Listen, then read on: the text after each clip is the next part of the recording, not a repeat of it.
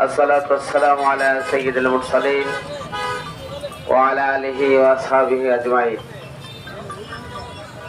Bangladesh Jamaat Islami metro সদর থানার গুরুত্বপূর্ণ ওয়ার্ড 26 নং ওয়ার্ড কর্তৃক আগামী জাতীয় সংসদ নির্বাচনকে সামনে রেখে দিনব্যাপী গণসংযোগ শেষে এ পরন্ত বিকালে মিছিল পরবর্তী সমাবেশের সংগ্রামী সভাপতি 26 নং ওয়ার্ড জামাতের সংগ্রামী আমির জনাব খালিদ হাসান আমাদের মাঝে উপস্থিত আছেন।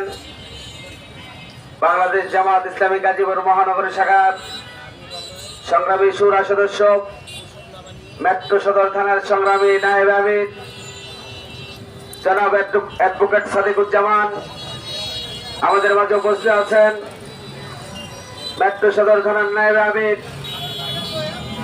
জনাব জালাউদ্দিন সহ নেতৃবৃন্দ, সম্মানিত উপস্থিতি, সম্মানিত এলাকাবাসী, আসসালামু আলাইকুম ওয়া রাহমাতুল্লাহ।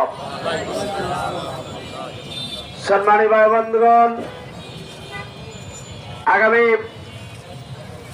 26 সালের ফেব্রুয়ারি মাসের নির্বাচন এদেশের মানুষের জন্য অত্যন্ত গুরুত্বপূর্ণ একটি নির্বাচন।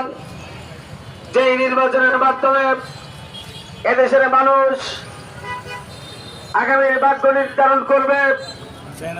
আবার কোন ফেসিবাদ আমাদের ঘরে চেপে বসবে নাকি না ন্যায় ইনসাফের মধ্য দিয়ে এদেশের 18 কোটি মানুষের ভাগ্যের পরিবর্তনের জন্য ইনসাফ ভিত্তিক সমাজ প্রতিষ্ঠা হবে, সেই বিষয়টা নির্ধারণ হবে আগামী জাতীয় সংসদ নির্বাচনে।